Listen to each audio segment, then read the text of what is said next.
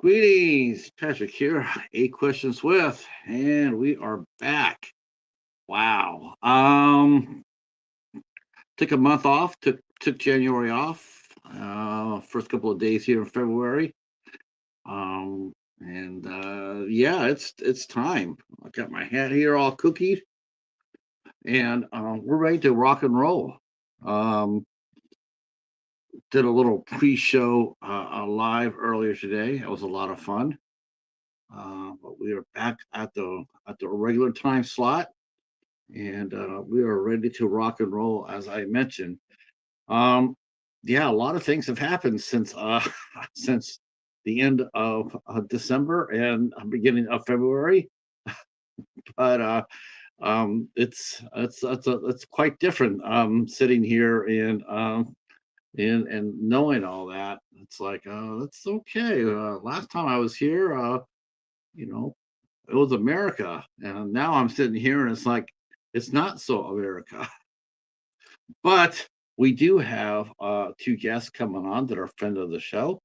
Our good friend Melanie Gretchen and director and screenwriter Pat Bradley will be here, and we'll be talking about Gretchen's new film that she has come out. How she is out. She is This is her first official screenwriting. Um, and Pat has directed it, and it is a short film called um, the Back Garden. So, and it's a 17-minute long short film, but it's a step forward for a young talent, a young artist like Melanie. I mean, next time she's got this short film underneath her belt.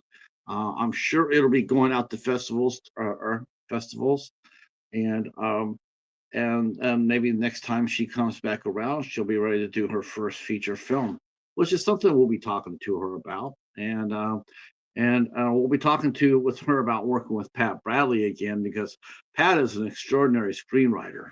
Um, he's got a lot of skills, and working with him on your short film, you could do a lot worse.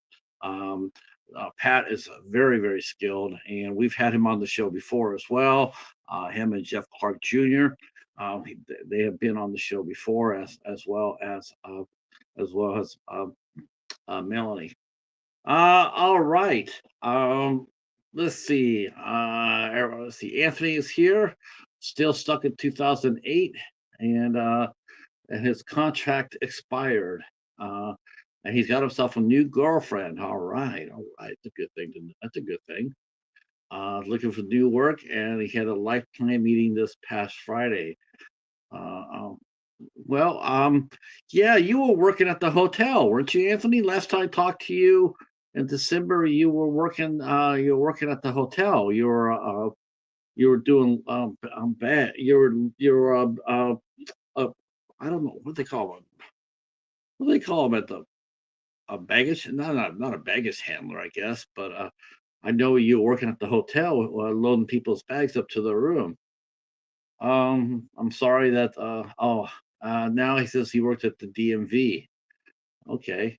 I think the last time though you and I talked, you were working at the hotel, so I didn't know about the DMV. DMV, phew, that's a pretty stressful place. Um, all right. So what did me and the cheetah do during January? Not too much really. We spun around. We did a few reviews we did a few reviews for Dollar Theater, and had a lot of fun doing that.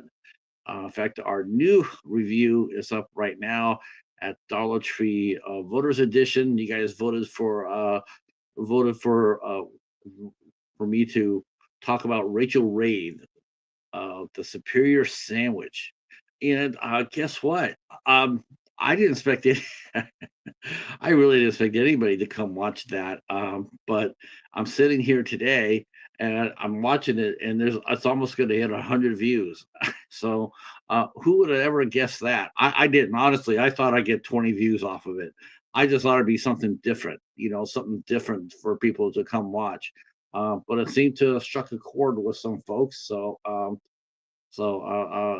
we go. And what I was finding that out, I also found out that our film talk on Bound to Vengeance that we did for the ISC Midnights, it got blown up. It's blown up. It's blowing up right now. Um, it was at 400, and now it's getting close to 900. It's at almost at 900 views. That's amazing because I'm very happy about that because that's an amazing movie. That's a great movie, and I was really happy to see that. Hopefully, other people are catching it now. Um, so I'm very excited about that. I hope that people will come by and come and leave comments down below on that if you watched the movie or not, or watch our show talking about it, our deep dive.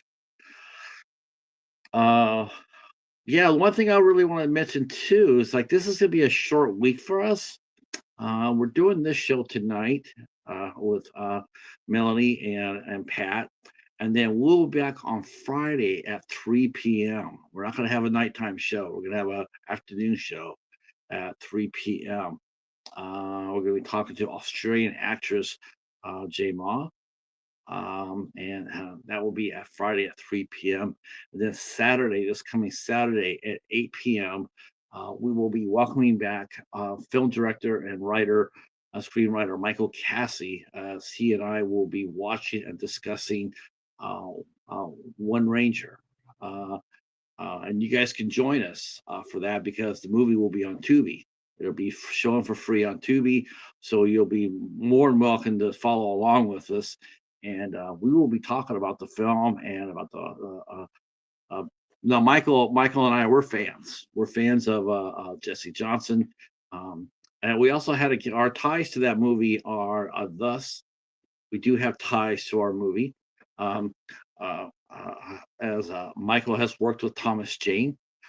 He worked with Thomas Jane on Hunter's Moon, and I interviewed composer Sam Murray. Sam Murray did the score for the film, and he has been on our show a couple of times. So uh, we do have some connections there. So that'll be fun. I have never seen it. All I know is that um, I Jesse Johnson is one of my favorite directors. That guy knows how to direct action like nobody's business. And So yeah, it'll be cool. It'll be cool seeing the movie through, through the eyes of both as fans and as a peer. I would love to have and I would love to have Jesse Johnson on the show, but he is so busy, man, crazy busy. So I think, well, hell, if I can't talk to the guy, at least I could just talk about one of his kick-ass movies, right? So that's what we're going to be doing on Saturday night at 8 o'clock. Um, and we also have the Midnight Society will be back on the 16th. Yes, the 16th. The Midnight Society will be back. Uh, we will be talking about. We'll be me and the Nat and the cat are back. Hopefully in March, we'll get the cat, the Nat, and the bat together for a Midnight Society show. But right now, me and JT from JT's Horror Discussions, we will be talking. We're going to be doing a Clash of the Titans. Those seems to be very popular, and so we're doing another one. And this time we're doing The Last of the Mohicans with Daniel Day-Lewis, Wes Studi, and Madeline Stowe. And I'll be talking about the 13th Warrior with Antonio Banderas. Both films are excellent and they both stand on their own merits. Um, of course, the 13th Warrior got got sort of heated at the box office. People say it was a bomb, but as the years have gone by, people have really appreciated the movie for what it was and have come to realize it is a kick-ass movie. That is a that's a that's a action-packed movie for sure. Hey, they're right. What's going on, brother Max? Yes, I took some time off. I took a month off, and yeah, I felt relaxed. I felt re-energized, and so we're gonna get this party started. This is the first show we've done in over a month. I needed the break really bad, and so I did and came back and felt good. I feel good. I hope, hopefully, I think it'll be. I think it'll take a show or two to get back into the swing of things, which is good because we do have a pretty interesting month. We're working on our month. Hopefully, we'll have it all done, and then next month is going to be Women to Entertainment Month. So I got to start work. I got to work on that as well. Um, I'm gonna, I might go ahead and do that. I don't know. To me, I just want to talk to people, and it's like the people basically are saying hello and yes, they'll talk. Those are the people we're gonna get onto the show. Um, okay. Now I noticed that people are posting up reactions to the Final Destination Bloodlines. And of course, we're all looking for Tony Todd. He returned to the franchise, and he played William Bloodgood.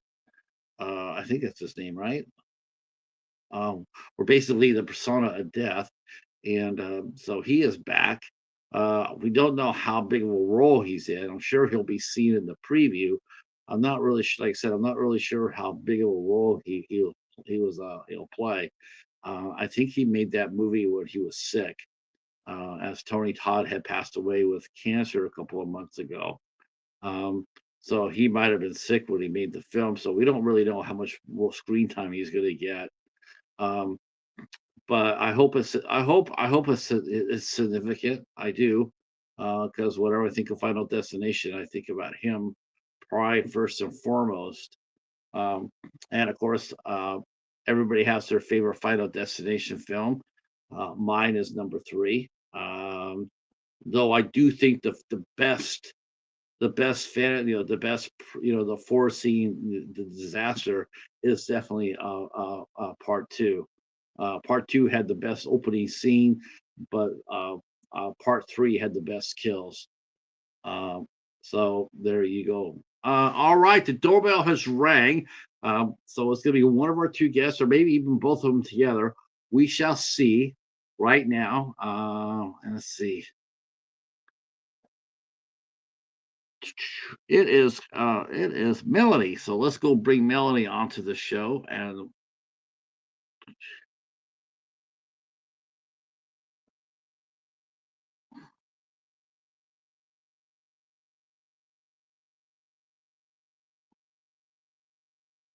yeah, I have to go through this again. I've forgotten some of the steps I have to take.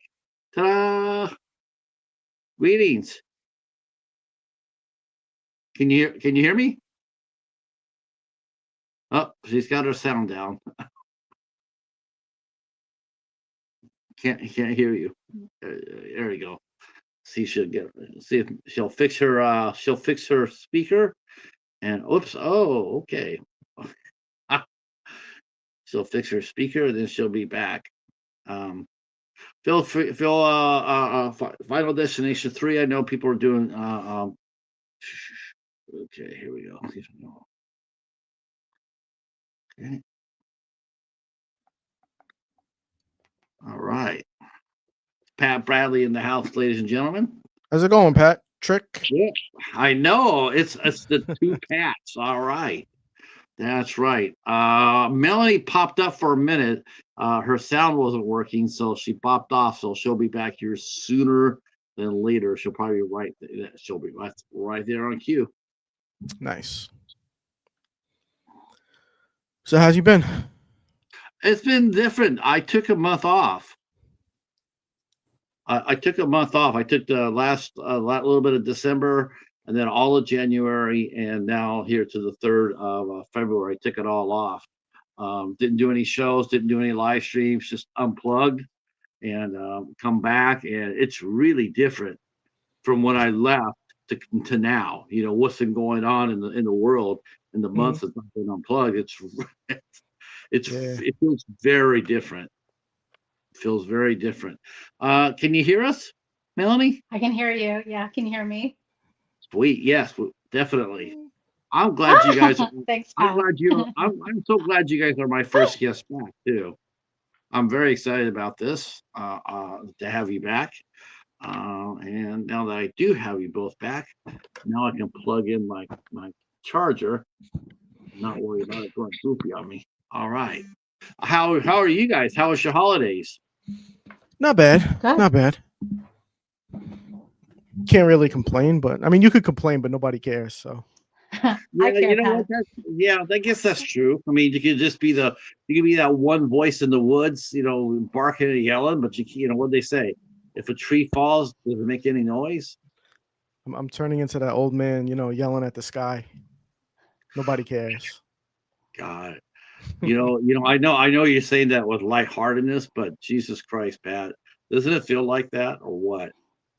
It does. Everybody cares about themselves. So It, I mean, you can't uh, really it, blame anybody at this point, but you know, it's not good um, to see. no, no. I was mentioning this in the afternoon. I was mentioning this in the afternoon. Like, it's going to be very interesting. We've already gone through two strikes. Gone through two strikes. We've gone through COVID.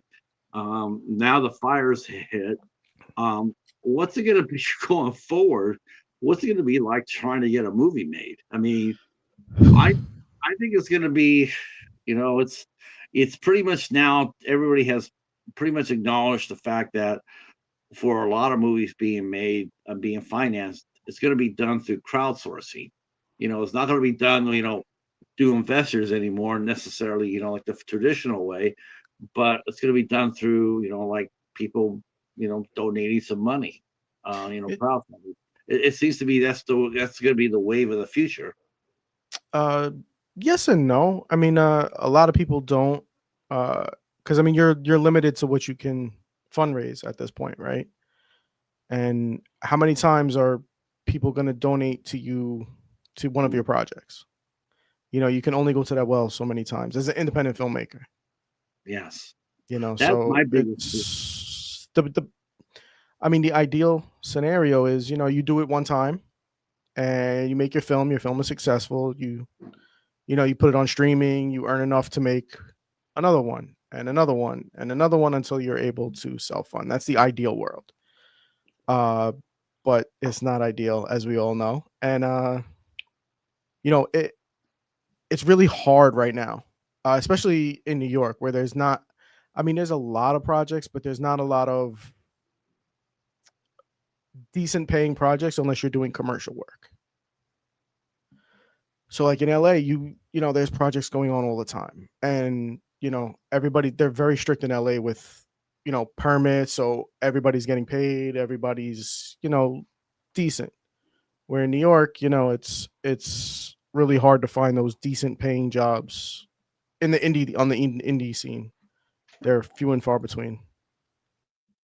I think LA, I think if anything, what the fire will have done, and if anybody in LA is still awake, um, they'll realize that they're going to have to change their mindset about that. As far as making permits expensive, they're going to have to go back. They're going to have to go back to the old days, back, and help the studios. It sounds funny saying that, help the studios, but in actuality, you really are going to have to help the studios and the Yeah. filmmakers, by lowering all your prices to get them to stay and Yeah. to create their projects here. Because if you're still going to operate like before the fire, people are. I mean, I've already read several articles about how a lot of people are already leaving LA. They know they can't rebuild. They know they've lost. They know they can't do what they were doing on the money they Yeah. had. It's it's gonna be a really tough road, and I think it's 50-50 for them. Yeah. Unfortunately, I mean, that was the main drive that everybody. I mean, aside from the weather, that was the main drive where people wanted to go to LA to be an actress, to be an actor, to be a writer, to be a director, and Now you can pretty much do that anywhere. You don't need to be in LA. No, no. And so it's, what's the other reasons aside from the weather to go there? Yeah, that's why a lot of I've heard a lot of people, of course, now all these states that we talked about before, like I've been talking about Iowa, I've been talking about Ohio, I've been talking about Wisconsin. I mean, there's, Kentucky. I mean, there's Georgia, of course. Mhm. There's a lot of people out there that have, they're doing their own thing. Uh, they don't necessarily feel like they need LA. When I talk to them, Yeah. they're not sitting here going like, I hope I could take this to go to LA. They're happy where they're at Mhm. because the costs are low. Yeah. Um, The costs are low, labor's lower. And everybody's getting distribution through streaming, whether it's AVOD, which is, ad supported video on demand, or they can, well, now they can't, but you used to be able to upload directly to Amazon and sell your film if you wanted to. And they put a stop to that January 1st, I which I'm I still grandfathered in, so I'm good. You can catch my film on Amazon in May. I'm wondering about Tubi. I mean, Mhm. Tubi, for like every time I sign on Tubi, they always have suggestions on what to watch, Mhm. and there are so many independent films out there, independent horror and whatnot. But now, whenever I sign up to it, sign in there, they always have all these. I don't mean any disrespect to them, but at the same time, it's like I don't want to turn on Tubi and just be seeing nothing but tired ass old TV shows that have been on since forever. Mhm. I mean, that's just suppressing to me. So I want to see the horror movies that you guys are putting Mhm. out. That And go ahead. that's what's good with Tubi, but they're also getting a lot stricter, which is also good because there's a lot of bad stuff on Tubi. And not saying bad story wise because the stories might be good, but at this at this point in the game, why is your video bad? Why is your audio bad? Like the tools are inexpensive. They're plentiful. Like there's no reason why any part of your film quality wise should be bad. And unfortunately, people cut corners, and that's why Tubi gets a bad rap. They're called Tubi films. Right. When you get bad audio, bad lighting, they're automatically considered Tubi films, which is good for independent filmmakers. They could put it up there, they can get their friends to watch it, they can make a couple bucks back. That's good. But at the end of the day, people they look at Tubi like if you're a filmmaker and you put your film on Tubi, people are automatically going to assume it's shit. So it's a catch-22 for indie filmmakers, but it's the place to be currently. Yeah, I've enjoyed it. I mean, I've seen them. Like I said, I mean, there's some old TV shows. I mean, I see them out there, and they show some older stuff that I haven't seen before. Mhm, Right, they have the original Tubi originals, mhm. and that's Their also good. originals are good. Yeah, A lot of their originals are pretty good. uh, Spider Dabrowski, who has been on the show many times, and he did his first feature, Down Below. He did the first Tubi original I ever saw. He wrote the script for Mhm, Teardrop, and that was the first time I ever saw a original. It was Tubi ordered it that mhm. they wanted him to write the movie, and so they did, and it's still out there. You can go there and type it up there. It's still going to be on the website. Mhm. So that's good because they are commissioning movies. You sort of get the idea. It's sort of like if they did a little bit more fun horror like the Sci-Fi Channel, they could they could come in there and do the same thing. Um, Well, that's come in Shutter. there. Well, Shutter. How about well, Shutter? I think are Shutter movies. I always felt Shutter movies had a little bit more budget than Uh, they range. Like there's a lot of really low budget horror on Shutter, and then there's mid budget. I mean that they'll obviously they'll license like Blumhouse and the higher budget horrors, but there's a lot of mid-budget, you know, horror that you wouldn't think would be low budget, but it's more of a mid-budget. And they a lot of their originals are really good. A lot of the stuff they license is really good. They don't just license everything. So, you don't have to kind of weed through and watch 10 minutes of this. Oh, this fucking sucks. Turn it off and then go through another one and another one and another one. If it's on Shutter, it's gonna be, and you're a horror fan, you're probably gonna watch 75% of their content and be Oh okay yeah, with it. definitely. Finally, whoever has run in ISC Films finally got smart, and they said, you know what, we own ISC, we own ISC Midnight, we own Shutter. They were showing ISC movies on AMC Plus.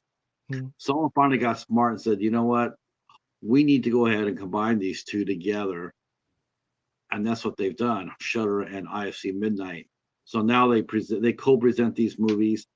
For some, Shutter has actually gotten them more theater space than IFC ever did. IFC, for a lot of their movies, got shown at the New York Center, which has 4 screens. Um, they did that. They made their little bit of money, and then the IFC movies would just disappear. Shutter films were sticking around a little bit longer. Well, they finally condensed them together, and like I said, now they're being shown nationwide. Now it's not just Mhm. four screens. Now you saw movies like Oddity or Mhm. Evil Alert, Get 'em Right. Now they have more Couple hundred screens. screens. Yeah, they have more screens than they Mhm. ever did. So that's healthy. That's healthy. I mean, we're in a What's your we're we're in go a ahead? good spot independent wise. It's just it's tough. You know, the budget's got to come down. Uh, you know, people have to understand, like, if they want work, their rates got to come down. Like, I understand, like, my rate is pretty expensive and I've come down significantly over the past year and a half. And even as a DP, like, I'm not a great cinematographer. I'm decent. I'm enough, I'm a pretty decent lower budget option. And my rate came down more than half Wow. just to get a job. Right. So Right. it's like you got to understand, like, this is the time we're living in. Yeah, inflation is out of motherfucker right now, but if you want to work, you kind of have to come down, and or you could just sit there and complain and hope And that so you know eventually somebody hits your rate. That's now, your that's your choice. are you and your and peers in New York, are they going to stay in New York, or are they talking about? And I'd like to hear what you think about this too, Melanie. Of course, are they going to stay in New York, or are they going to throw the net out and see where, like, to me, it's like, where they like go to Georgia, which is basically the second Hollywood, I guess, by now, or are you just going to try to wait it out through New York and New Jersey? I guess New Jersey still has a film. I guess they still are making films over there as well. They're New Yeah. Jersey's on the come up too. Netflix just opened a huge, well, they are opening a huge studio in Newark. Wow. Okay. So they're on Yeah. the come up. But go ahead, Melanie will know more about the Oh, acting side of it. So I think I've known a lot of actors who have already left New York, and Wow. but you can submit yourself by tape, so you don't have to say that you've abandoned New York. You can come back anytime. Is it abandoned, or is it more survival? Like, I want to survive to work at this business, so I got to go where I can do that. Yeah. I like to think that nobody wants to abandon. I mean, nobody really wants to abandon No, anything. no. I think like people are still doing the art. They're still acting and they're still submitting themselves. But I would say that more people are spending more of the year outside of New York. Right, right. That makes sense. I'm a New Yorker, so I'm Yeah. uh a lot of people that come here for the arts are New York transplants. So they basically go where the work is. And there's a lot in film. And honestly, it's really hard to find a place with more diverse art opportunities in New York. You have, as an actor, right? You have Broadway. You have, they do all kinds of like Discovery Channel reenactments in New York. There's indie film. There's TV. There's Hollywood. So there's a lot of different opportunities. There's dinner theater. Dinner theater is huge. So it's, Really? there's a lot of different opportunities for actors specifically to Like create their art in New dinner York. theater, like the old fashioned one where they Yeah. put on a show during. Yep. Okay. It has a little bit of a resurgence. Yeah. And they have dinner theater, mystery theater. They Okay. have Okay. a lot of different, people are just creating just to pay, to work. And a lot of old stuff is coming back, like dinner theater, mystery theater. All those they're on the rise again, which is great because a lot of it is good. Those dinner theater and like you said, the mystery theater, if they're done right, man, they are a lot of fun and people do roll Mhm. out. Um, and to me, whenever when I see someone saying that they've done that, I look at it as, I think it's very cool that they're doing something like that because it's keeping their chops sharp. Mhm. It's like anything else. If you don't use it, you lose it. If you're not, I'm an actor, but I haven't worked in 8 months, or I'm a photographer or director and I haven't worked in 8 months, and all I've done is just sit on my hands. It's gonna be, it's just like Yeah. it's just like it's just like me getting, doing this little thing, setting up this tiny little thing here. I had to go back and retrace all my steps because I had actually forgotten what exactly all the steps I had to take. Mhm. Even though I've done it hundreds of times, I actually had to go back there and like, I pressed that button wrong. I got to put this setting. It's amazing how quick it disappears when you don't use it. Yeah. So I remember I sent you the short film Method Man with Jeff. Right, right, So right. the girl that played the agent, Sarah, she actually has her own dinner theater mystery company, and it's significantly one of the better ones in New York. So if anybody's in New York, you should definitely go see one of her shows. It's great. Yeah, those things are a lot. Those things are a lot A of lot of fun, fun. A lot of fun. and they're very well written. They're very well written. I mean, they take some time and they Mhm. write it out because they want you to. They want their audience to be engaged. Um, yeah, that's fun. Yeah. They Have you ever go, I done, mean, it's have either one of you done something like that? Have you ever? nah, No, No. not me, I've maybe gone to one Melanie. of them. No, no, I wouldn't. I've never acted in one, but um, I've seen them. Like, Mhm. what are they called? Escape the Rooms. But they're really fun. Oh, escape rooms. Yeah. Damn. Yeah, I can see that. I can see Melanie playing like a cop, like a detective during one of those murder mystery. Like, all right, who did it? Mhm. But I Yeah, mean, they take a lot to put together. Like you have a lot of yeah, choreography, you have a lot of blocking, you have a lot of dialogue. Like everything it's like a Broadway play. Yeah, and but You except that you're stuck in the middle of the floor because you're going throughout the audience. yeah, and Um, you might smell some nasty food. Who knows? You know. uh, wow. Okay. Well, of course, we're here to talk about Melanie because she has done her new movie, which Mhm. you directed, Pat, yes. Mhm. and she wrote. And it's called the Back Garden. So it's a short film. And to me, I love the short film format. I think it's the best thing for anybody getting into the business. I think it's the best way to cut your chops, to get your chops, is to work on short films, either as cast or crew. It's the best thing to do. It's the best thing to do is to make one or act in them, to sharpen your skills as like I said, as cast or crew. Um, Mhm. Yeah. in your own opinion, what makes and I'll ask Melanie, you can answer this first. What makes the short film, in your mind, what makes a short film so important? Why short film? I think short films are easy to easier to produce than feature films. So it's like a few days, it's not a week. And so you can do more. You can do more of them. Does it bother you though that knowing that probably like what 98% of short films are lost leaders? They're not going to make any money. In fact, they're going to cost you more money. I mean, you got the money you're going to make making the film, but then again, you're going to spend more money advertising it or getting it in festivals or whatever, to spread the word upon it, and yet you're not going to make any money back off of it. It's just going into it.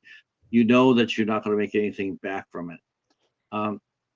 Yeah, it didn't bother me. I really wanted to make this film, and I was thrilled to have it out there and see if I could get into the festivals. Now, to me, I look at it sort of like like we were talking about, people doing audition tapes. They could do it at home. They don't necessarily Yeah. be in Hollywood. Is a short film the same thing for? And Pat, you could jump in on this too.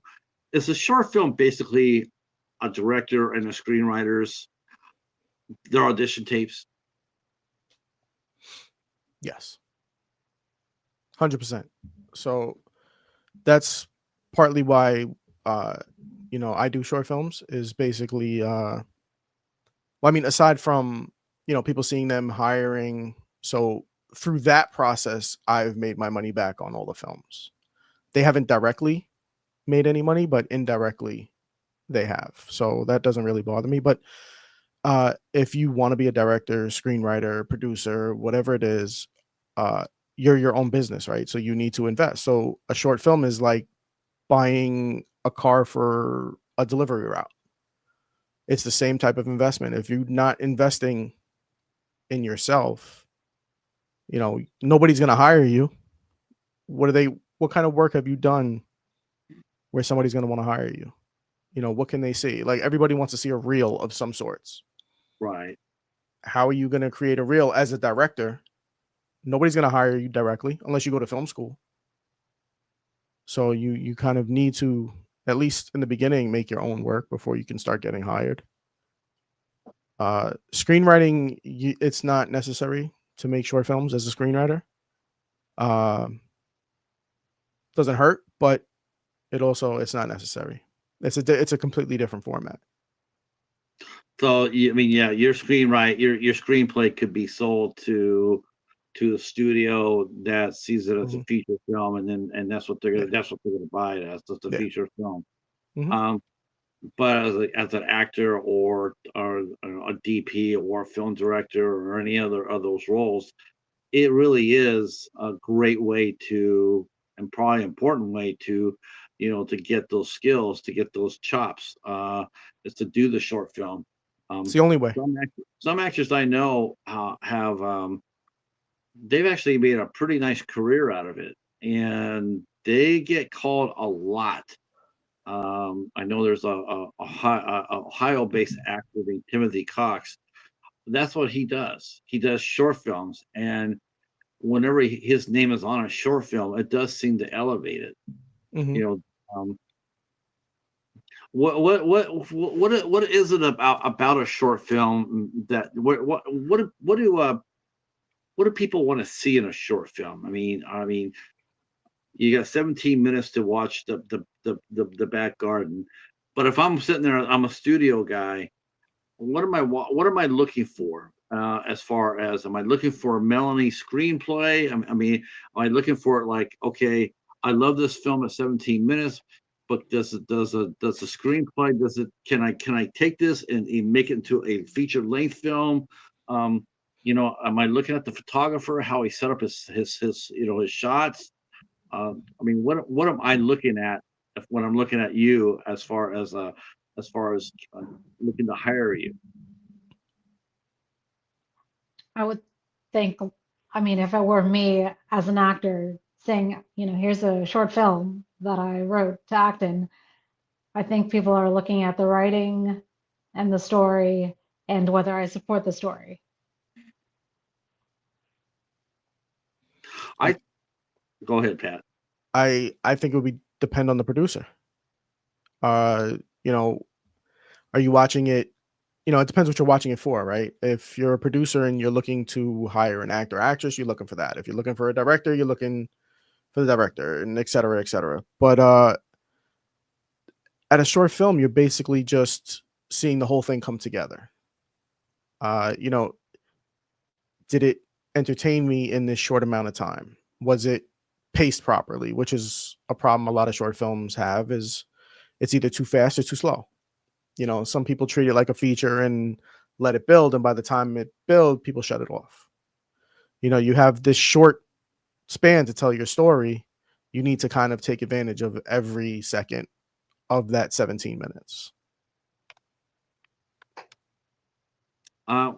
So this is as far as your screenplay. Now, have you ever written another? Is this your first screenplay, Melanie? Like the first time on your own that you've written anything? And This you is my second one. second one, I okay. had done a first one also with Pat. It was an office romance called Like a PowerPoint, and it was so much fun. So I thought, let's see if we could work again. And this came together. So like we shot it, and it was a completely different story.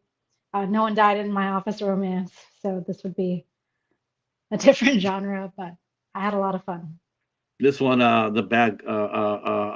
this one has a little bit of a steel to it. A little bit of, a little bit I guess you could call power per se.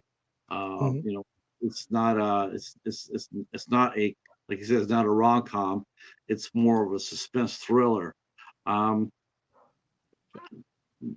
did that how did now, and had you ever written anything quite like that before? Like, what was easier for you to write? Was PowerPoint easier for you to write because it was a rom-com, more of a comedy, or was this one a little bit more tougher because of the more tension in it, the more story, the more background in it? Um, what was the bigger challenge of the two that you have written so far? The first one, Like a PowerPoint, was based on a song that I wrote. And so I'd written a song and I thought, I see a little narrative for a film.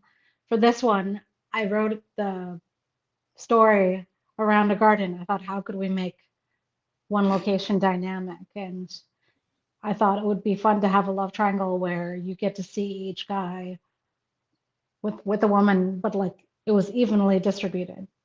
Like the time with each guy was even, and so it really felt more balanced. Yeah, that's a really, I like the idea of like a triangle like that. I didn't necessarily like it in the Secret Garden that Johnny Depp did. I didn't like that one, even though I knew the story. I didn't really particularly like that story, um, but I like the idea of that. I mean, it's um, and now, did you already have that idea going in your head, and then when you brought it to Pat? Did you already have an idea about it and bring? I mean, how do you present your I did, idea? yeah. And The what did first, you? yeah, the first structure I had, which I brought to Pat, was it was a love triangle, and I didn't have the garden in mind when I wrote that. I actually wrote it the week after we filmed Like a PowerPoint. So a week after, I was like hungry to come up with something else. I thought that the idea should be broader. Initially, it was a three-scene love triangle, and then when I had the garden in mind to write around, I thought that what is different? Like the garden is the same, but how are the characters different and how they relate to each other in the garden? So I brought it to Pat, and we came up with different ideas, and suddenly it became a darker film, and Mhm. like it completely changed the casting, which we already were thinking about. It was going to be really more like a character study. I think this is still a character study, but it's more narrative driven. What did you think of the idea? Pat? I mean, and because I'm sure that you get how many unsolicited scripts do you generally get per month from people knowing that you're a director? How I many can, I can, how I many can tell you, unsolicited? I can tell you what I had gotten already in January. Okay, let's do that. How many have you gotten so far? Not counting Melanie. That's our Uh, girl.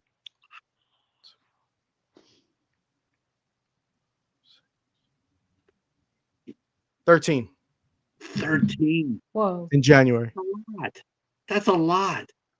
Now how do people look up your address and send it to you? Or how many times have you been out walking around doing, living life?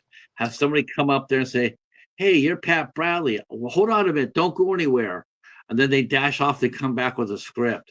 Has that Uh, ever even Not like in everyday life, but like if there's a lot of like if there's a film event going on, then it does happen once in a while. Uh, so just last weekend, actually the Back Garden was in a film festival, and the day before, my film Method Man was in the same festival, just played the day earlier, and I had somebody approach me right after, and he tried to pitch me his story on the spot. now, is it better for, now pitch means to me, they pitch means that they're talking to you like this, like they don't have anything in their hand. They're sitting there going like, "I got an idea for a movie. It'll be like this way and that way." That to me is a pitch. To me, do a lot of people do they do that a lot to you, or do they come back and they bring you like an electronic press kit, It, yeah, the it, script?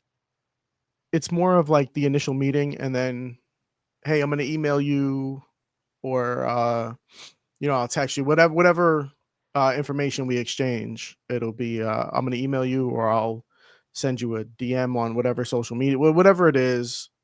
I have this idea. I'm gonna send you my lookbook. Blah blah blah blah. Let me know what you think, kind of thing. So And usually I'll just do a quick background check, see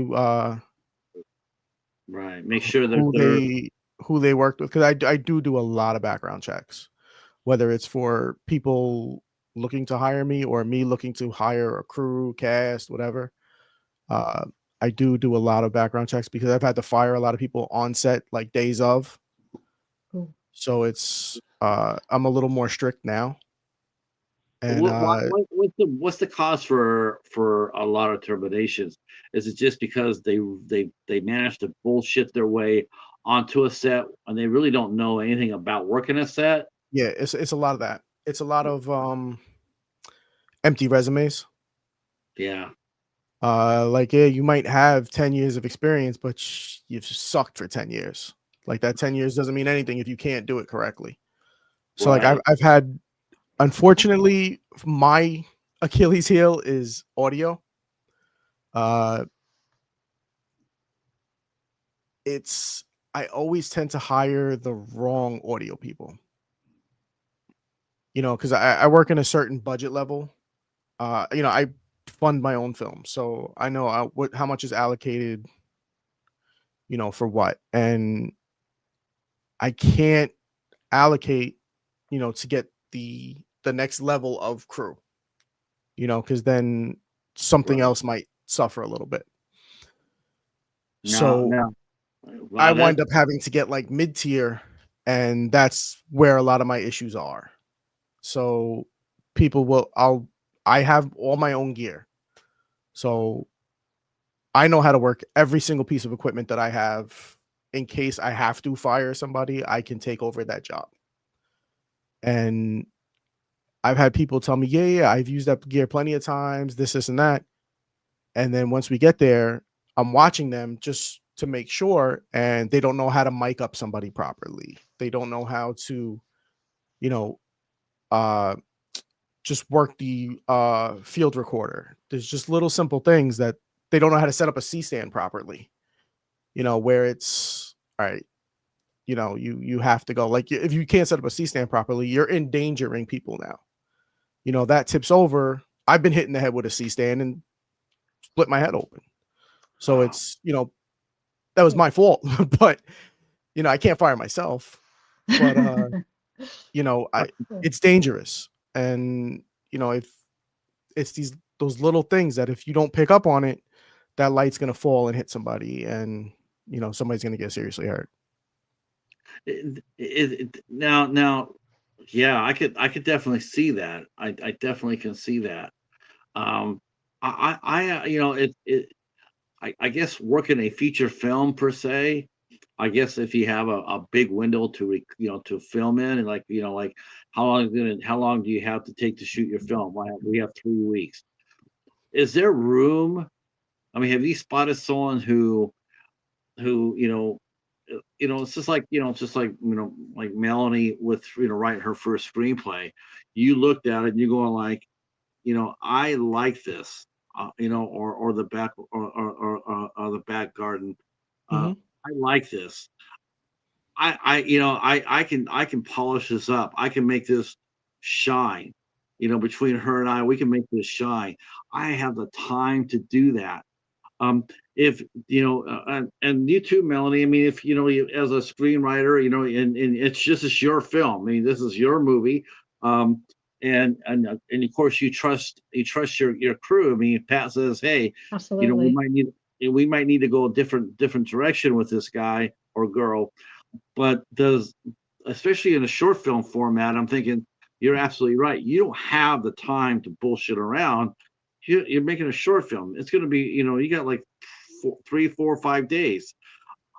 But if you're doing a feature film, is there time to take someone who shows promise, and to take them a little bit underneath your wing, a little bit, or department head take them under their wing, and develop them and develop their skills? So, but maybe by the end of the production, maybe you have a valuable piece. Now you got someone who maybe didn't have quite that much experience, but hey, after 21 days, I bet they do. Is that something that you've done before? No way. Huh? It's risky. On an indie feature, no, you don't have the time for that. On a mid-budget feature, you could afford to bring a young someone who's interested in becoming a cinematographer. You bring them on as like a second or third AC, something. You bring them on as a PA, something, you let them watch. That's actually how my neighbor got into filmmaking, Chris. I brought him on he was on The Back Garden also. Yes. He came on my feature film Into the Valley as a PA, and he enjoyed the set so much. Not my set, but just being on a film set so much. He wound up applying for Savannah School of Art and Design, got accepted, and graduated with a degree in cinematography. Wow. And I bring him on every set. Because obviously they don't teach you shit in film school, but they you learn film history, which is important, but you don't actually learn how to be on a set. You're on your own. And so I brought him on to just about every set that I've worked on, and he's picking things up, learning more than he would have just trying to graduate film school and trying to do it on his own. Yeah, I've always favored practical over education.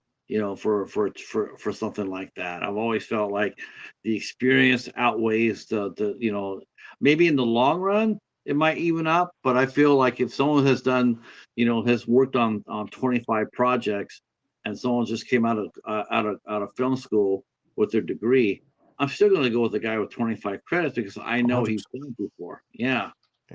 I mean, I've Uh, never taken a class in anything. wow. Not one Just class in anything. all self-taught. Just pick up a camera, learn how to shoot, figure out how to work lighting, figure out how to. I mean, I've done music, so the audio came a little easier to me. Learning how to, where to put a mic and all that, that I understand. But learning how to pick up a camera, I bought a book, screenplay, I think it was back in 2000,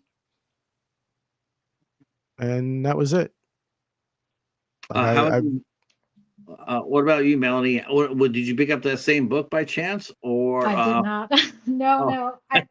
I told Pat my biggest contribution is the writing and acting. So in and terms of like casting, Pat and I agreed that we should get someone who we could shoot today, who would just be the character and fit. how hard is it to? Because when people find out that you're doing a project, like it's your set. What's it like for you? You're an actress, so a lot of the same people that are coming up to you wondering, hey, is there a role for me? You got a part for me? Can I get in on this? I mean, do you get a lot of that? Or No, have you gotten a lot of I that? don't. I think like a couple of my friends are actors, but not that many are.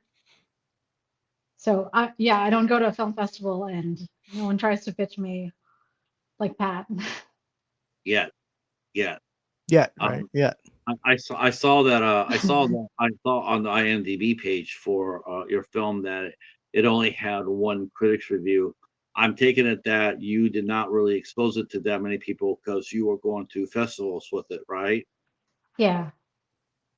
Man, okay, so this is my pet peeve, and I've already said Okay. this. This is my pet peeve about festivals. I can't. Okay, I can't stand them. I Oh, can't. I can't stand them because to me, I find them just absolutely locking up creators. Like here we go. Your film has come out, and I can review it today. You can send it to me. I can review it, but I can't publish it.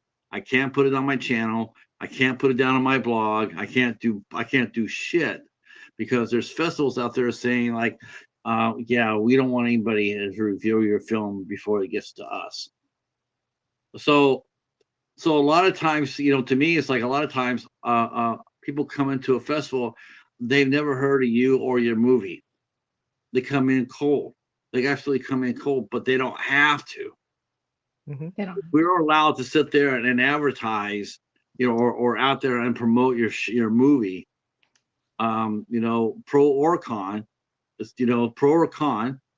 Um, to me, it just helps the filmmaker. Um, and especially the ones that are sit there and say you can't share this out with anything, and then the festival's like 10 months out. I could understand that if it was 3 months out, I could go with that. I could live with that. Can you not show for 3 months? Sure. I won't show this for 3 months. Or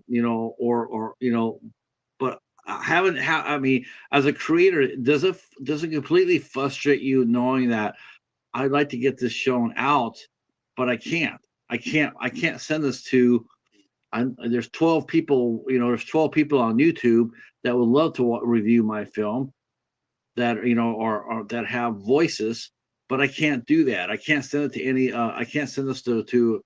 I can't send this to anybody to review it because I'm taking it to the New York Film Festival. Do you find that to be completely self-defeating and contradictory to what film festival is supposed to show you get your name out there, where in fact they really are not doing that because they're keeping you suppressed because they won't allow you to share your film. As a creator, and how does that work for you? How does that work for you? It's got to be absolutely 100% probably the worst part about making a short film, is that. For me, I don't care. I don't submit to those festivals anyway. Yeah. Anybody that requires a world premiere, uh, anybody that requires you not to have reviews, I don't. I send my film out to anybody who asks for it. Anybody who wants to review it, be my guest. I personally don't care. I don't submit to those festivals. That's not Festivals are just a way for me to get more work. They're not, I don't give a shit about winning any of them. I don't care. Like, that's not any of my goal ever. I want people to see it. And maybe they'll hire me for something, or we'll work out something, something in general. Meet other filmmakers that, maybe I'll hire them. Maybe and vice versa. That to me is what festivals are about. Local festivals, and which are the worst ones, to be honest with you. If you go to a local festival, all their friends win the awards. Like, you could, it's ridiculously fixed, all those local type festivals. But they're a good place to meet other local filmmakers where, hey, I also, years ago, I was doing a lot of favor for favors. Hey, can you look at my script here? If you look at my script here, I'll color your film for you. Vice versa. Okay. So it was a lot of that. As far as like the festivals that require, like, why would you not want glowing? I mean, yeah, some people might shit on your film. Your films are not going to be for everybody anyway. So some people might like it, some people might not like it. That has no bearing on whether, people go see your film. So to me, it's defeating. Well, self-defeating for the festival. They're losing out on maybe a good film, but it hurts the filmmaker more than anything else. Which is why I just won't submit to those festivals. In walked the door our fellow podcaster and actor extraordinaire, Jeff Clark Jr., walking in. Who's that? Cheetah. Mr. Podcaster extraordinaire, dropping some great pods. I've been watching and listening to Jeff's show, and he's got skills there too. He's got skills there too. All right, Melanie. So we heard he's got a nice haircut. Well, he's on camera all the time now. Now he has to look smooth and debonair all the time. Spiffy. Now let me ask you. Now, we've heard Pat's perspective, and you already know I'm all about that. I'm already rolling Pat's boat. Wherever he's telling me to paddle, I'm going. Because I love that answer. But let's talk to you, because this now I have a feeling your answer is going to be a little bit different. Your Maybe. perspective is going to be a little bit different. So let's hear your answer about that, about festivals, both as a screenwriter and as an actress. What do you feel about them? Are they pro and con? I thought film festivals were also a way for more people to see my film. Especially during the pandemic, a lot of them were virtual. So I think a lot more people saw my first film than might have otherwise.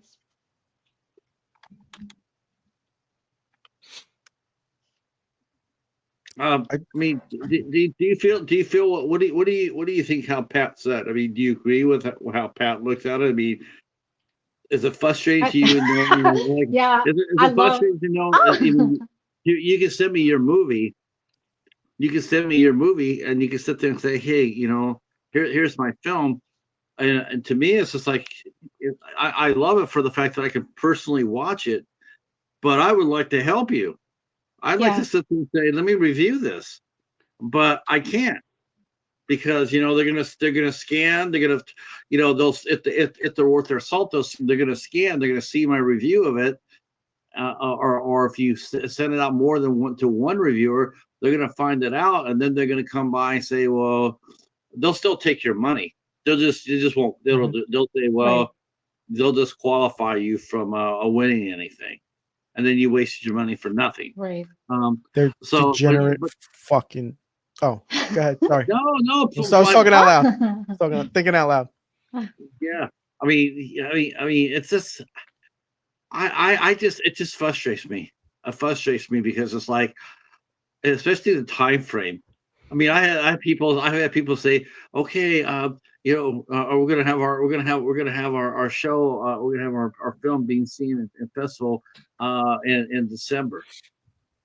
December is January. You want me to wait till by time you get there in January and December? Guess what? No one gives a fuck anymore. You're that's 10 months down the road, and with our attention spans, no one's going to care. No one's going to remember that. and I just find it really frustrating, especially for the performer who doesn't have a lot of money, can't go out there, can't like Pat says. I mean, a lot of those are just like just like miniature Oscars. The Oscars are bought and paid for by the studios. They're not a single. I don't feel an Oscar. I don't feel there's anybody winning anything based on the merit of their work. They're getting. It's all depends who's pulling up the most money. It really, to me, that's how I look at it. I think the major categories are probably, you know, give or take a little fixed, but I think the minor categories, costume design, things like that, I think that's where people's talent. Nobody's paying for a costume design Oscar. I Right. don't believe. But I think the major categories, they probably do have some monetary Sure. dealings going on, but I think the smaller categories are where I think the talent really holds weight. So, what are you going to do with what are you going to do with your film, Melanie? Are you going to be sitting on it and waiting for the festivals, or are you just going to do? I am. Yeah, Are you going to I do? Are really, you going yeah. to go with what Pat says? You're going to go ahead and just submit only to those who really don't care. That they'll sit there and say, "Hey, if you want to submit your film to us, and you want to submit it for review somewhere else, we're down with that." Uh, Yeah. um, I've submitted it to a couple of the bigger festivals, and I was thinking that more people would be able to see it if it were accepted into those. But like, hoping, I'm really hoping that I could get it seen, and I'm thinking I'd love to have it reviewed. And I really enjoy like being able to share it with my friends. Um, yes. So realistically, I mean, just question to the group. Realistically, what can a film festival do for you that a 5,000 follower count on social media can't? You post your film on YouTube, you have 5,000 subscribers. Mhm. What Yeah. festival is getting you 5,000 viewers watching your film? Yeah. Yeah. That's excellent. You're very, Yeah. yeah, So it's exactly. it's kind of like I mean, they're fun to go to. Like I said, you get to meet local filmmakers. Yeah. A good portion of the festival directors are really great people. Uh, obviously you have some, oddball cases, but most of the people there are good people. A lot of the filmmakers are great people to talk to and network with and everything. Even if nothing comes of it, you can there's another filmmaker like, hey, oh, I met this guy at such and such film festival. I follow him on Instagram, Facebook, whatever. He just posted a film. I'm going to go check it out. So now you have a view every time that you post something. Somebody's going to watch it. So that helps also. But realistically, a film festival is not really doing, no matter, unless, obviously Sundance, you know, Cannes, Venice, Toronto, Tribeca. But I'm not filling out their form. Their form is like 7 pages long. It They is. can go fuck off It's with true. that. I'm not like I tried. it's I not looked at about the it. film with them. Yeah. Yeah. It's you It's have to all fill about out this form and you have to be, I'm not filling out a 7-page form. That's not going to happen.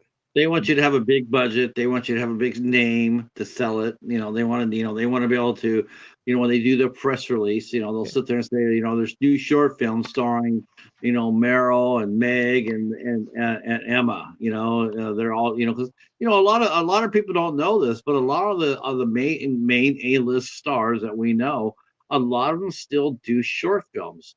Mhm. If you go ahead and look at Yeah. their IMDb, I think a lot of people are shocked to sit there and say, "Oh, they did a short film."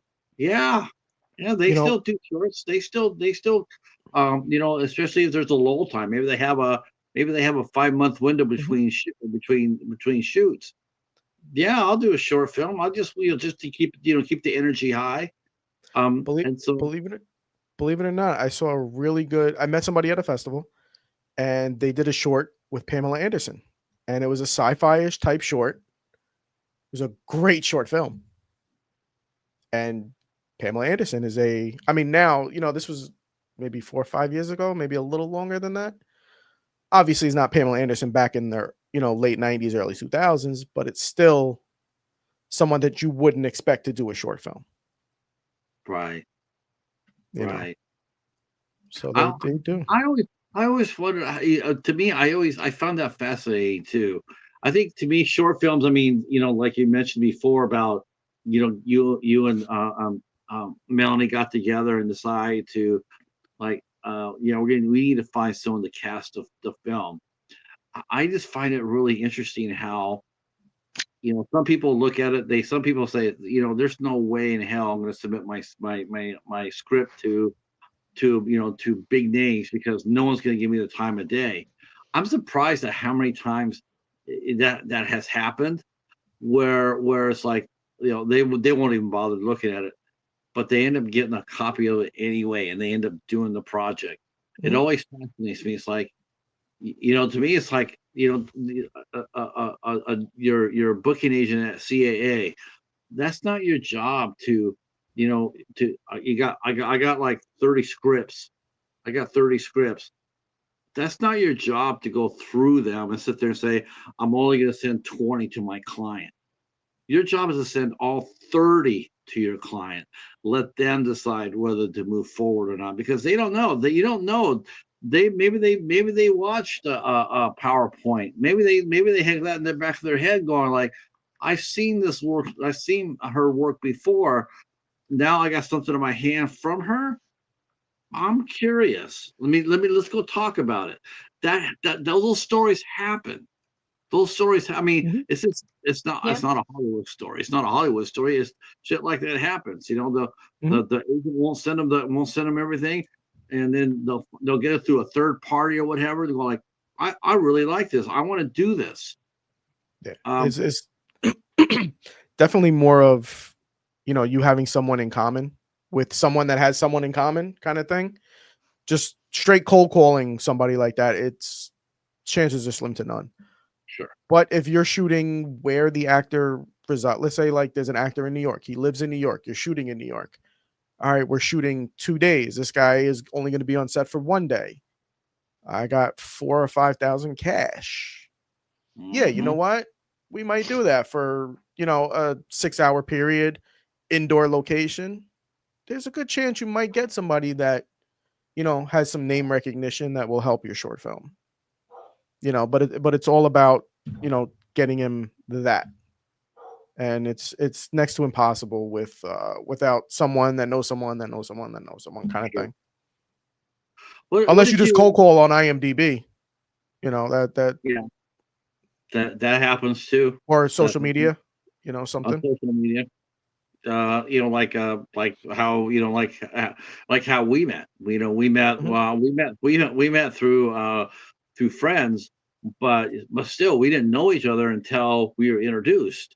And I look at that's how I look at it. It's all about networking. It's all about who you know, what you know, and how to and how to communicate. What did you find surprising about the casting process, Melanie? Because here you are now, you're on the other side of the fence, casting. What was that like? I thought it was so fascinating who came in and how broad the group of people were who submitted themselves. Like I saw like all different types of people and all different ages for the roles. Initially, the casting of the two guys in the back garden were different age ranges. So one was going to be 25 to 35, and then the other would be 35 to 50. And like we had people like I would say in their, what do you think, Pat? Like maybe late 20s, early 30s, all the way to 60. Yeah, there were some old people that They were great. They were great. Some of them made it to the final shortlist. You never know. Like you never know who will I'm way want more to strict than submit. Melanie. It's true. Yeah.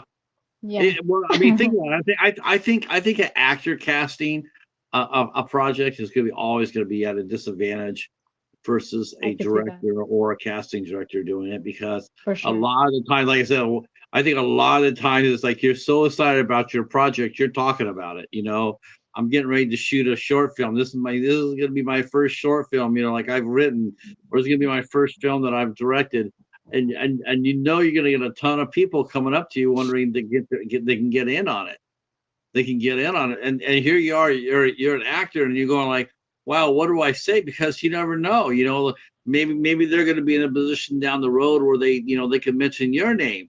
But it's like, if I can't, the hardest part for me is saying no. I mean, it's like you got 3 roles. One of them is yourself, so you got 2 roles, and you got like dozens of male friends, very talented actors, and you got to sit there and say, well, I can't do it this time.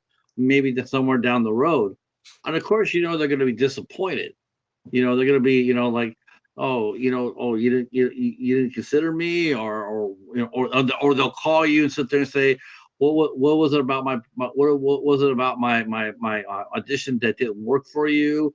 Did you not think I understood the character? I mean, here you're on the phone, you're answering all these questions because actors are insecure, right? They're sitting there going like, well, what did I do wrong? How could I have played it different for you? Can I get a second chance? Now, Yeah. a seasoned casting director can sit there and say, I got your headshot. I'll see if there's something down the road. Thanks for calling. You know, they can do that. They have the skin to block that off. But I think a performer's skin is tender enough to like, I don't want to hurt any of my friends' feelings. I don't want, and before you know it, a cast of 3 could come to cast of 3,000. If Oh you included no. all your friends in it, right? Um, Yeah. so did you have to tell any friends that you'd like that their work? Did you have to No, tell them that? actually, no. Oh, you Um, didn't. I Okay. mean, I think it was harder for me as an actor to see the big picture because I was thinking about whom I would want to act across from, whereas like Pat is the director and he's keeping in mind all of the other things like production and angle and lighting. But of course, because I'm an actor, that's the first, like the acting is the first thing that I thought about. Right. Melanie's Now, also a much nicer person.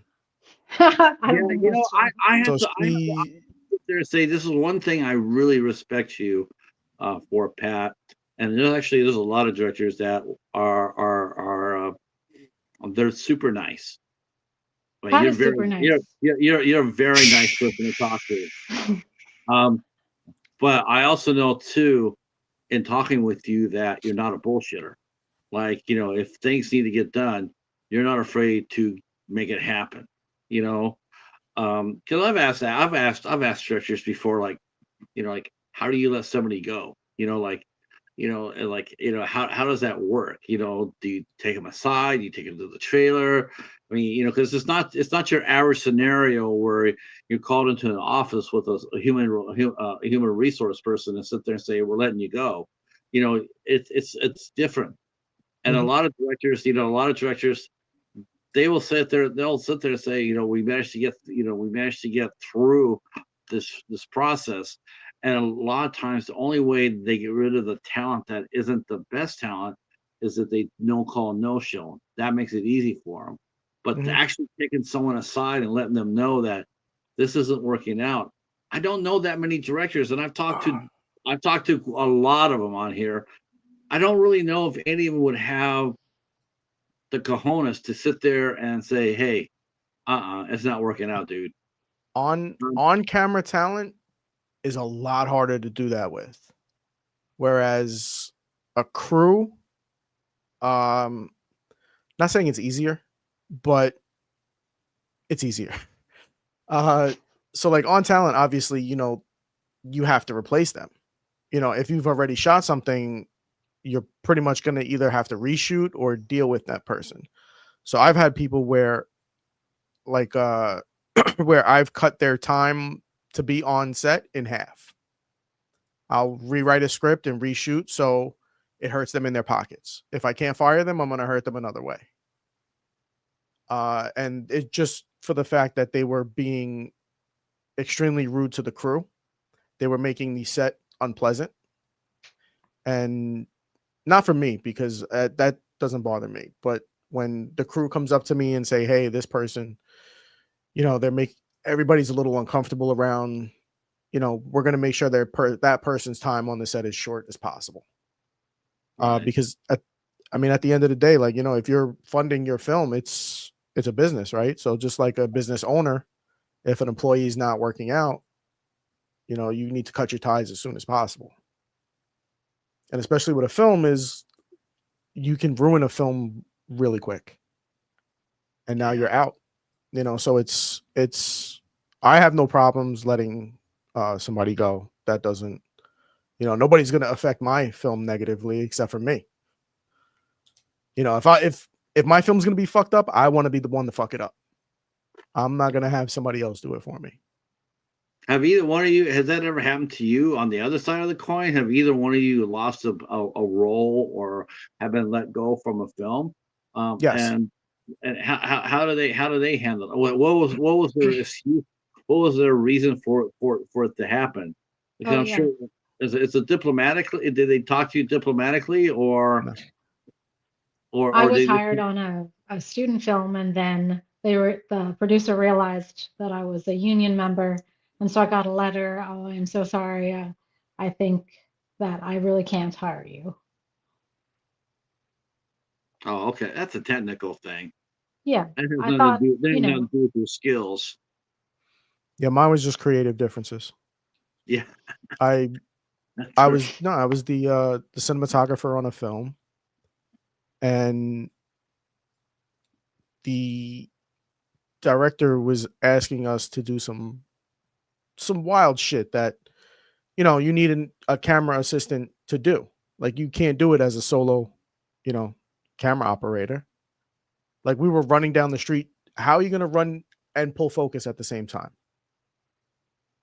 It's next to impossible. So I told him, hey, maybe we need to get in the back of a car, go along, take the car and go along, because he wouldn't spring for a dolly. He wouldn't spring for even a wheelchair and somebody pulling. Like, it was, he didn't know how to adjust to his scenario.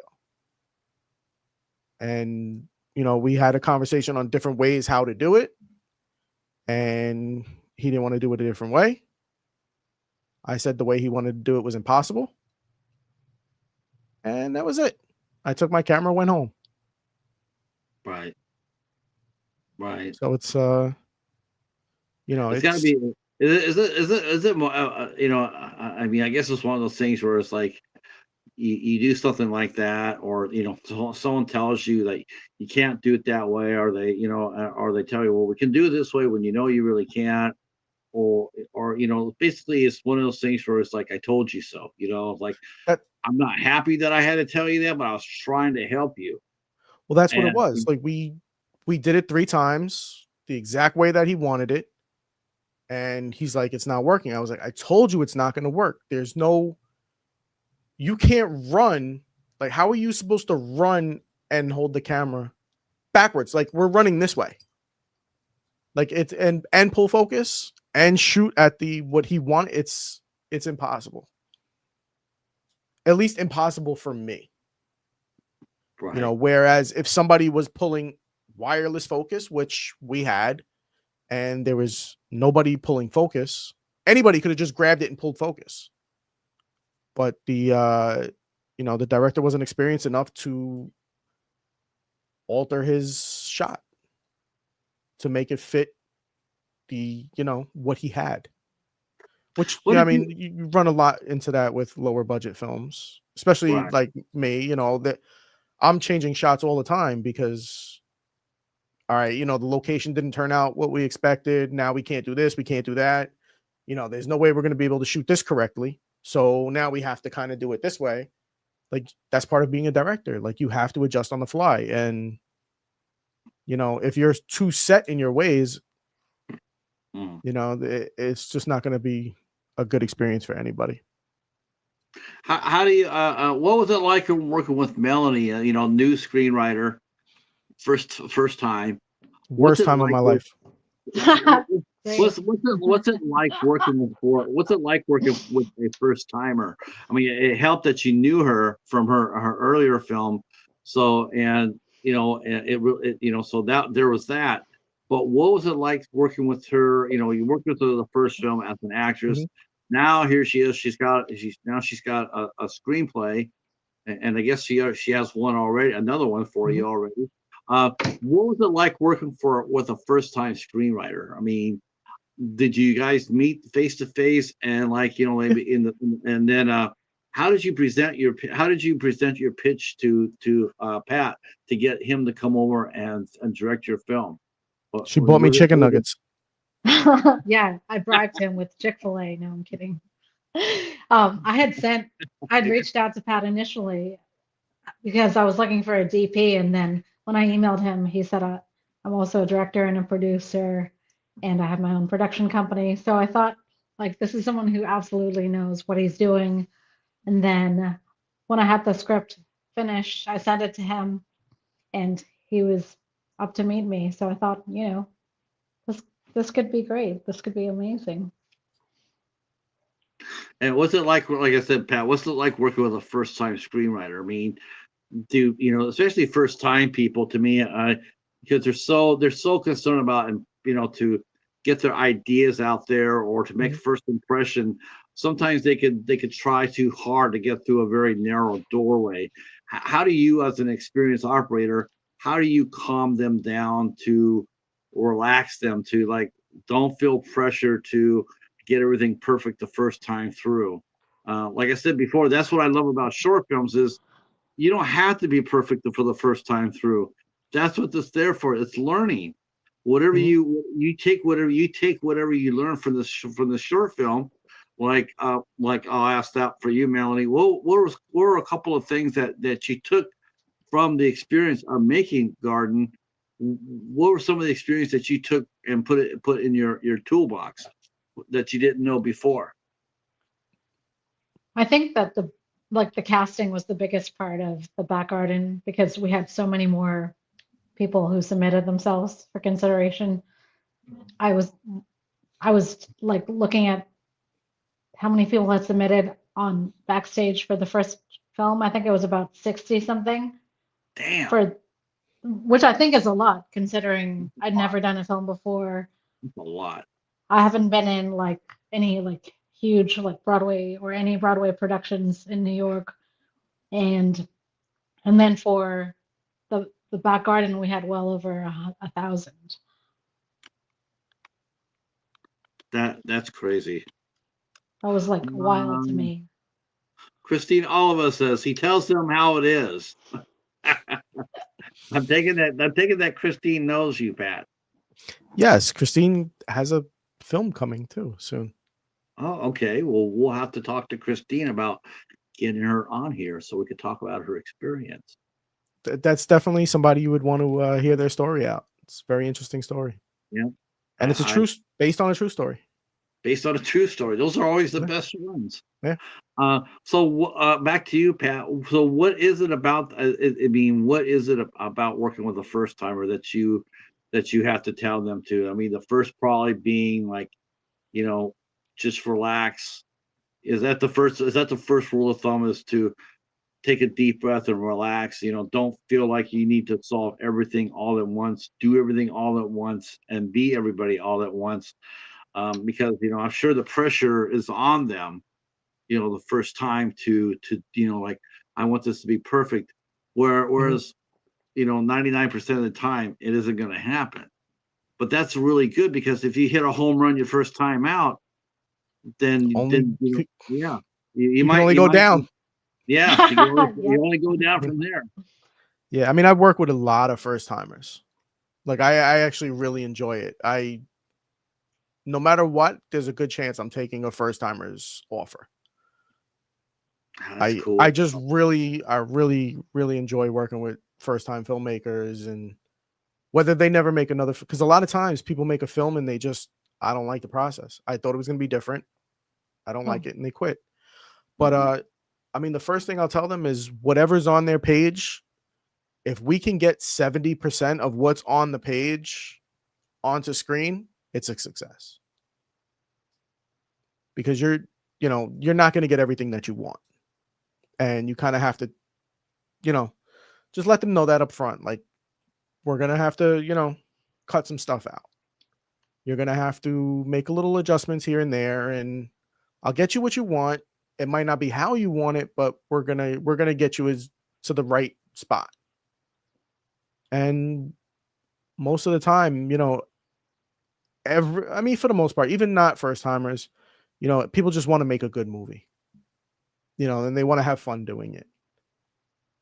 That's really all that is. And most of my sets are pretty fun.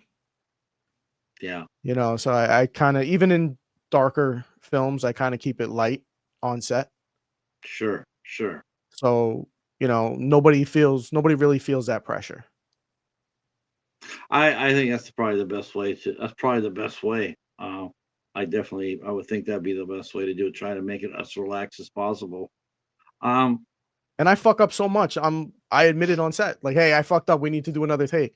So that allows people to, even if I didn't fuck up, I will say, I fucked up. I forgot to hit record. I'm sorry. We'll kind of have to do it again. And that kind of gives people a little like, hey, if I mess up, nobody's going to bite my head off. Right. So right. That's really cool. That's something that I noticed it helps a lot of younger, even actors. It'll help sometimes.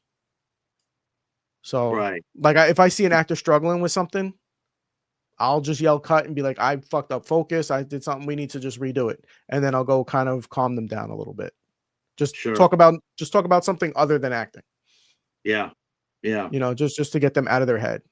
So, that's a couple of little just tricks to make people feel more comfortable. That's very thoughtful, actually. It's very, I think too many people focus on the end result, that they're in such a hurry to get there that they step on they step on a lot of people by mistake. I don't think they intend to, but it happens that way. The one that gets me, and I just got done watching this thing. I just got done watching this again, but one of the things that got me was the actor John C. McGinley, and he does this. I guess he does this a lot on his sets. But he'll do a take, and then if he doesn't like it, he'll sit there and say, "Let's do it again." Basically, he's blown. He's blown the take that they've just done. And to me, it's like, wow, I don't necessarily think it's an actor's, an actor's role to do that. It's up to the director to sit there and say, wait, let's do it again or whatnot. I just feel really bad that here you go, maybe your scene partner is actually working his ass off, and he's turned in a good performance. He's turned in a good take. But then you ruined it because you walked up to say, "Yeah, I wasn't happy with my performance," and he shot it out of the saddle. Yeah, I think I like your way. I like your way of just sitting there saying, "Yeah, I'm bobbled right now. I'm going to take a minute. We're going to reset, and we'll reshoot it." And then you go over there, you put your hand over the actor and shoulder, and you sit there and say, "Hey, man, it's a bitch of a day so far, huh?" It's like it relaxes them. Like I've unnecessarily changed batteries on the camera. There's little things just to calm everybody down and kind of just reset. I really hope that a lot of directors are hearing this and watching this, because this is really important. These are things that we've never heard before about how to calm down a set. I hope a lot of people. This is fascinating to me, and this is coming from me, the least calm person you'll ever see. Melanie, what do you? I know this sounds. You're. The Back Garden is just now getting ready to go at the festival. But I can see that you already have something new in the pipeline, because we found that out here today. But what did you, without giving away all the details, what story did you submit to Pat this month? What would you call it, Pat? Another thriller, another romance thriller? I'm not sure. It reads a couple different ways. Okay. So it's like I would kind of say it's less on the romantic side this time. I would say it's more drama with a lot of sci-fi. I didn't expect that much sci-fi. I told you that sci-fi is my favorite genre. I know, I just didn't expect it. When I was on the podcast with Patrick last time, I told him that my favorite author was Michael Crichton. Right, right. That's right, and it's funny too because I'll be talking about a Michael Crichton story here in a couple of weeks. Actually, I'll be talking about the Really? yeah, I'll be talking about the 13th Warrior. Or I guess in the book's name is the Eaters of the Dead. So Cool. that's interesting. That's interesting. All right, what's next for you, Melanie, as far as acting goes? You got anything going on as far as acting goes? As No, I think I really enjoy writing, and so I just want to continue pumping out projects. And I was, I, I I've already written one full-length play. I thought that it's another way to create work that I could see. Like a short film, it's only a couple of days shooting, so you have it like within a year. And then, but a play you can submit and I think get it on its feet sooner. So I thought about that. Another one of those. I like seeing the sci-fi. I mean, I like that a lot. Yeah. Um, and I'll ask you this question. And I'm going to ask the same questions for Pat. But who do you see winning the Oscar this year for? Should I say winning or should I say buying it? Uh, but who do you see? Who do you see winning? Who do you see winning the Oscar this year for Best Picture or Actor and Actress? I don't know. Pat, I'll defer to you. I'm gonna get myself in trouble. Not as much as you think.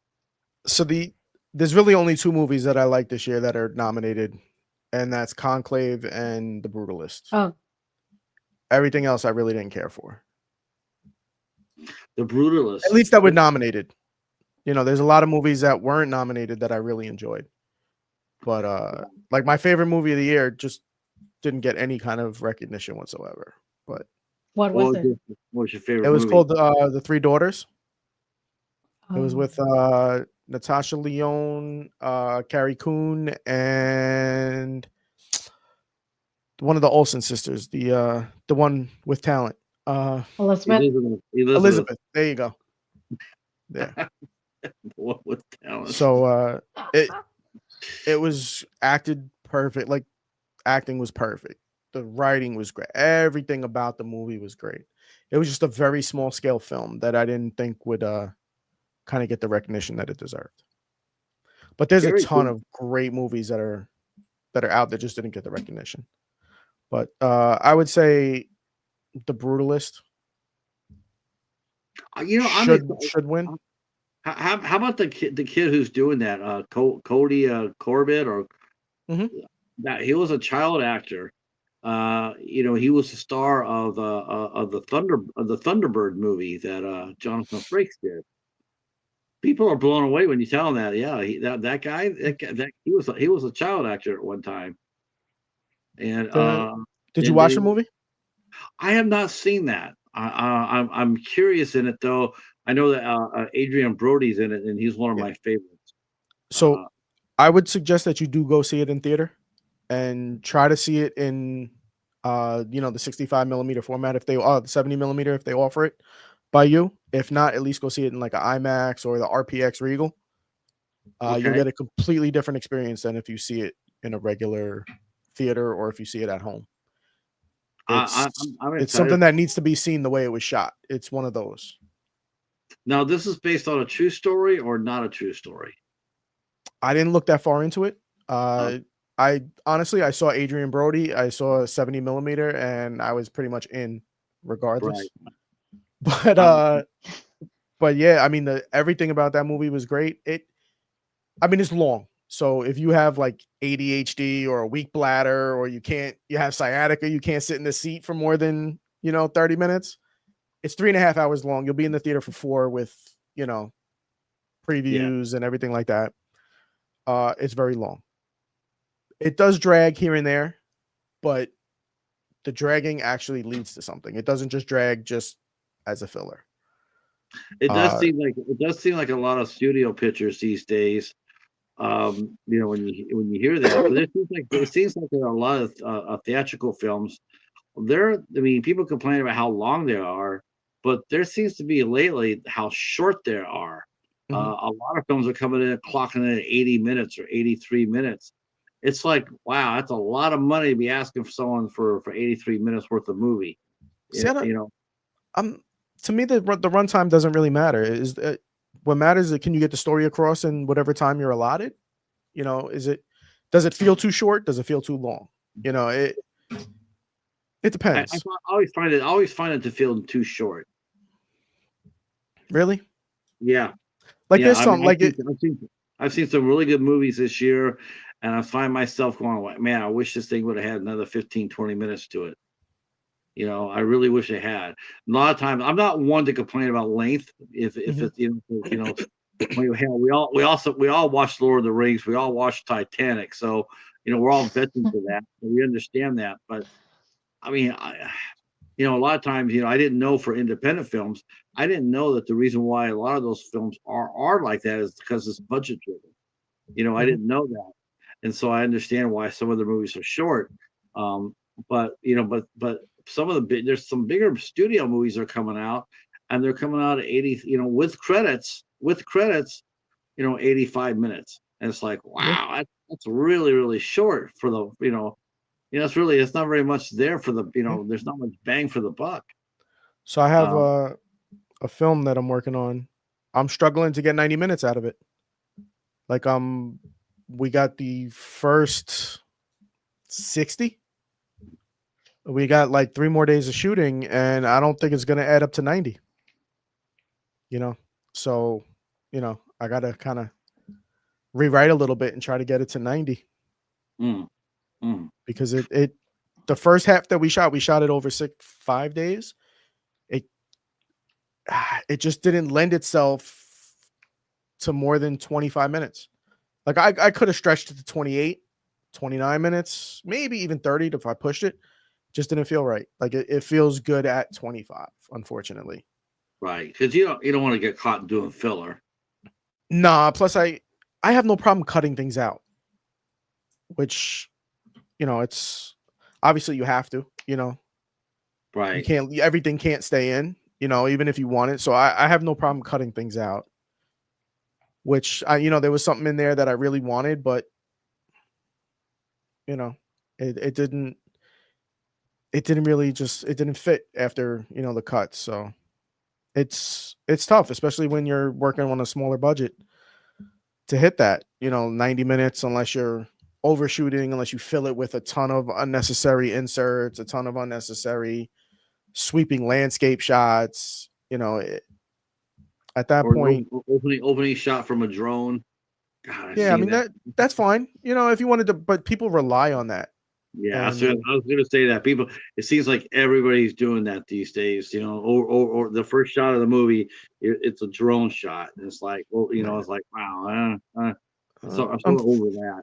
unfortunately, it's really easy to make things look pretty Hmm. right now. So that's why a ton of films look amazing.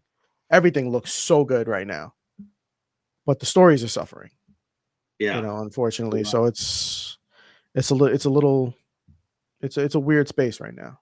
I think the one movie I want to see more than anything else, there's the two movies I really wanted to see more than anything else, is Conclave, and I definitely was looking forward to seeing The Substance. But at the same time, that like I was talking about this earlier, I'm thinking, I'm a little bitter about The Substance because it's not the first women body horror film. It's not the first one. It's not the Mhm. people are.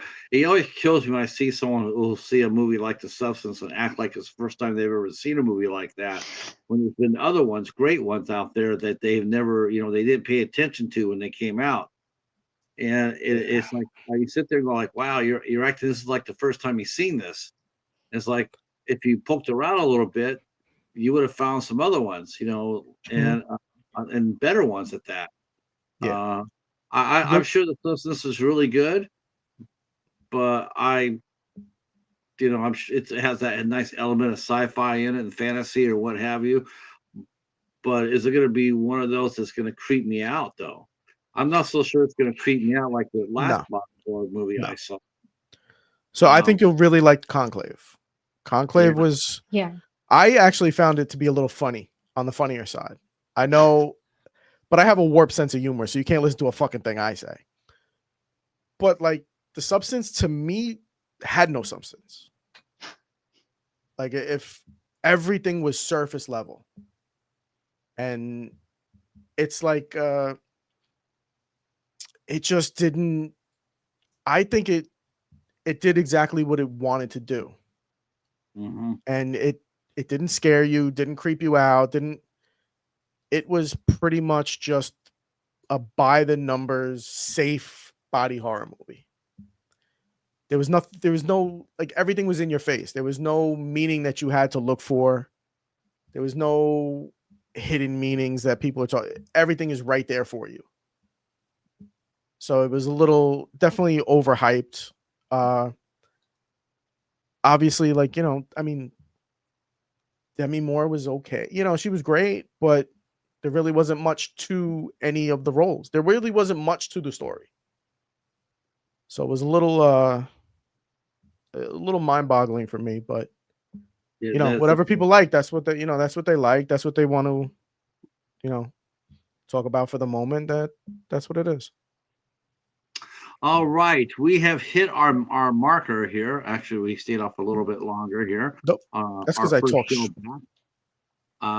No, I'm glad. I appreciate you guys sticking around and talking a little bit longer because this is great. This is a great way to come back, and I'm glad you guys, like I said, when you walked in through the door, I was really glad it was you two guys coming in and talking with us today, because I knew we get a great show, and so I'm not disappointed at all. What a great way to come back to. I want to thank you guys for coming out and talking with us about the films that you guys are working on. The back garden, back garden. It is the back garden. It's late. I want to say, yeah, I'm thinking the back garden. I keep on saying the back window, and it's like, no. The back garden will be seen shortly. It might get a review from this channel if I can sweet talk. If Melanie Sweet Talks wants to send me her film and let me review it, I could pop up a review on my YouTube channel. I don't have 5,000 people, but I got 1,600 that would I will be definitely exposing you to, not only when I post it, but when I repost it and reshare it. So if that is something that you would like for that to happen, I will be more than honored to watch and review your film. Definitely. And Pat, thank you so much for everything that you've done, not only for Jeff and for Melanie, but also for me, to get inside your head and see how your process works. It's always an education talking with you, and I enjoy it very much. And we will definitely have the two of you back on very shortly. That's for sure. To the audience who came out and hung out with us, Snow and Cheryl and Tom, and who else came out and saw us? Christine, thank you for coming out, Christine. I will try to find you on Instagram, and we'll try to set something up for your movie. Who else came out today? I want to say hi to Anthony came out, and Katie and Brother Max. Thank you guys all so much. We will be back on Friday afternoon. We'll be back here at 3 p.m. with a special interview with Australian Taiwanese actress Jay Ma. And then Saturday, we're doing a watch party with screenwriter and film director Michael Cassie. we will be watching and talking about One Ranger, starring John Malkovich and Thomas Jane. And that is it for us. Thanks so much for hanging out. We will see you Thursday. Thanks for having us, Pat. Thanks for Yeah, having us on. no, this has been great. You two stay right where you're at for a minute, and I'm going to say goodnight to the chat, and we shall see you. We'll see you. We'll see you on Friday night.